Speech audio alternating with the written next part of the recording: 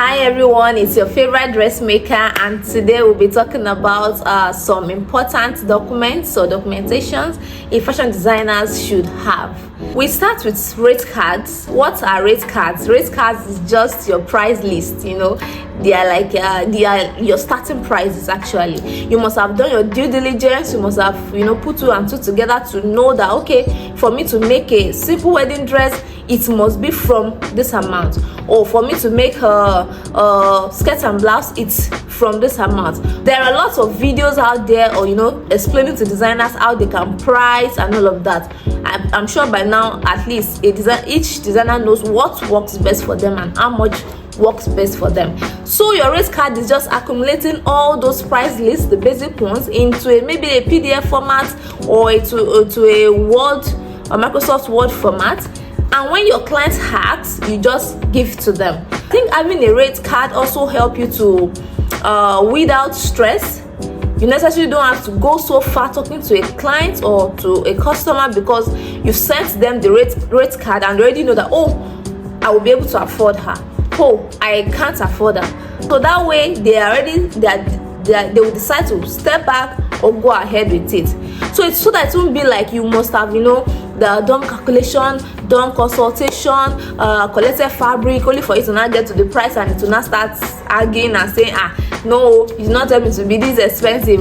Oh no, there will not be all of that if you have your rate card. And having your rate card also helps you to have integrity. There's a way integrity comes with having a rate card. Nobody is accusing you that you're charging them more because they came to your store with a Benz or with Bond Street, and nobody is accusing you that you're charging them because they feel you think they have money. So the rate card is for everybody, whether you are coming to the store with your legs or with Benz or whatever. Or a rate card is a must-have for fashion designers, especially in Nigeria. Another important documentation or document you should have is the measurement chart or the styling chart.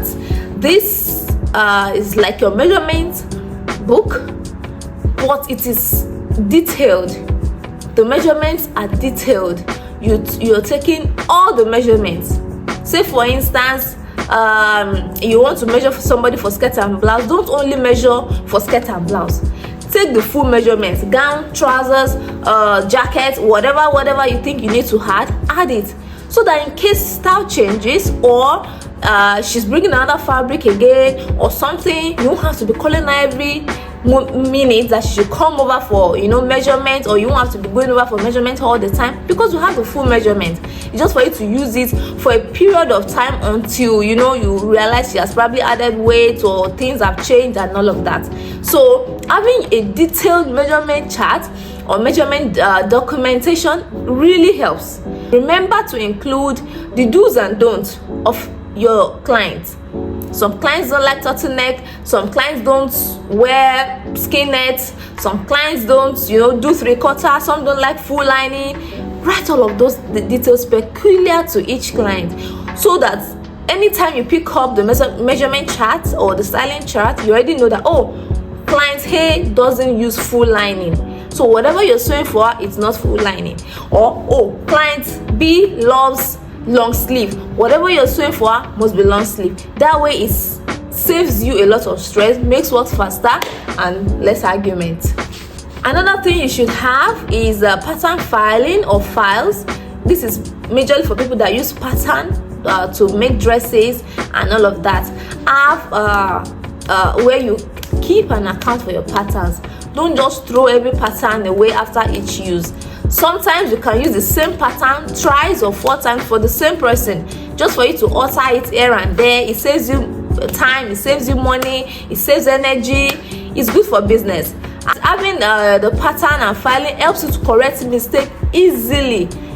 If you make a mistake on the dress, it's just for you to go back to the pattern, adjust on the pattern, correlate it with the dress, then voila, you've made the adjustment, you've saved time, you've saved money, and you saved your brand's face. Another important documentation, if not the most important documentation we have mentioned today, is contract documents or documentations. Contract, we all know that contract is the agreement between, a signed agreement between two or more people. For every agreement you enter into, let there be a contract document attached to it.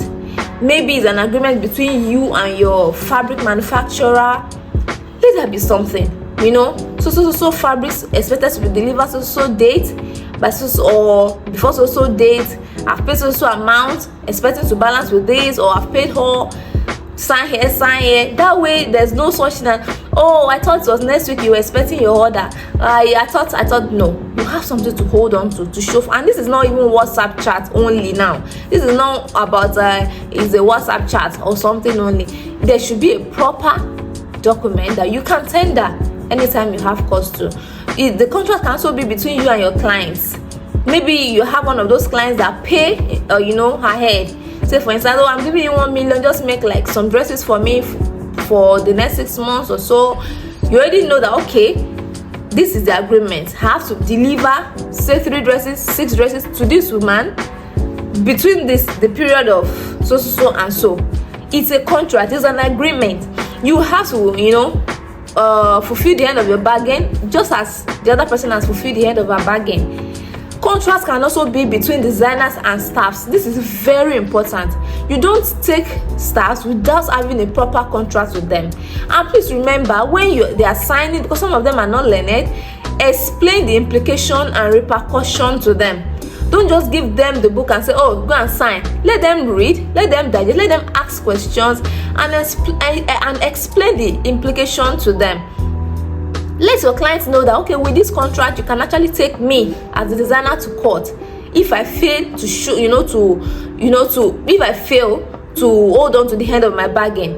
And let them know that, okay, with this contract, I can sue you to court if you don't fulfill the end of your bargain. For instance, you promise to pay your staff 100,000 naira at the end of the month, and at the end of the month, you did not pay her. She comes to you and asking for her money, and you said, oh, there's no job this month, I'm in debt, blah blah blah blah blah. It is not really a concern or a problem, because she worked for the money, she worked for the month, she showed up as she ought to. That way she can actually take the contract to the court, be it a civil court or to a normal court. This is what is binding me and my boss. She didn't pay, I need the money, can we do something about it? And if it's the other way, maybe she promised to stay for 6 months, she stayed 3 months, and she wanted her full money, she did it, and it was in the contract that, oh, if you don't stay 6 months, you don't get your last pay, or you get half pay, something like that.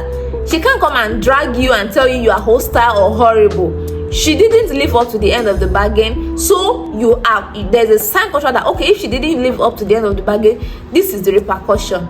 So a contract is very important. It saves arguments, it saves drama, it saves dragging, it saves the face of your brand. It saves you from being labeled unnecessarily. Let there be something.